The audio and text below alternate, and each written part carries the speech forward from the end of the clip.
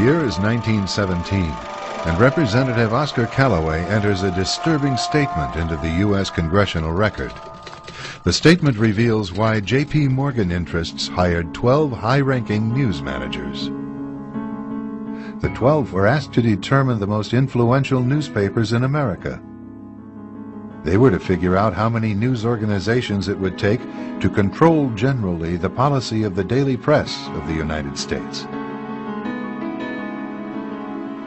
The 12 found it was only necessary to purchase the control of 25 of the greatest papers.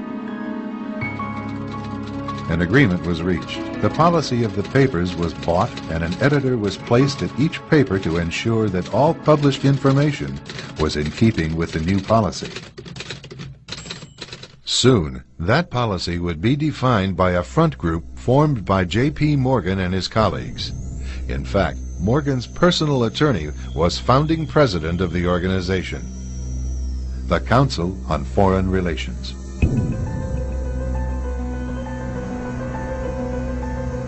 Today, the CFR maintains that its goal is to increase America's understanding of the world. However, the actual objective of this highly exclusive club is revealed by the rare admissions of the insiders themselves. In the early 60s, a Georgetown University professor collects information for a book favorable to the network of powerful men who founded the CFR.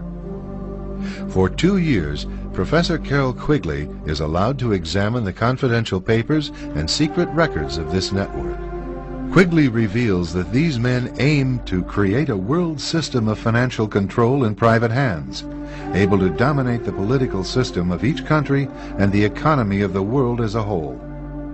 In short, they seek total and quiet control of the entire world. And the CFR is their most visible conduit for carrying out that agenda. CFR members include America's wealthiest tycoons, as well as the highly placed elite in government, academic institutions, tax-exempt foundations, and the establishment media. Ruling Class Journalists, written by Richard Harwood, describes the CFR membership as the ruling establishment in the United States. The Washington Post article boasted that news reporters who are CFR members do not merely analyze and interpret foreign policy for the United States, they help make it. Who are these policymakers? Many of their faces are familiar. NBC's Tom Brokaw, CBS's Dan Rather, ABC's Barbara Walters, Jim Lehrer of PBS, William F. Buckley of National Review, media mogul Rupert Murdoch, owner of the giant multifaceted News Corporation.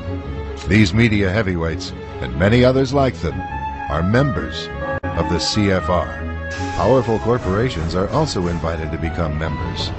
At the close of the 20th century, CFR influence presided over far-reaching consolidations of media control. In 1995, CFR members Michael Eisner of Disney and ABC's Thomas Murphy merged their media empires. Soon after the merger, the Disney-ABC empire becomes a CFR corporate member. In the year 2000, the world's largest internet service provider, America Online, joins forces with Time Warner, one of the world's largest news organizations. The CEOs favoring the move are CNN's Thomas Johnson and Time Warner's Gerald Levin, both CFR members. Once again, another media giant is created under the shadow of CFR influence. Today, an elite handful of individuals define the agendas that are supported by the empire of establishment news.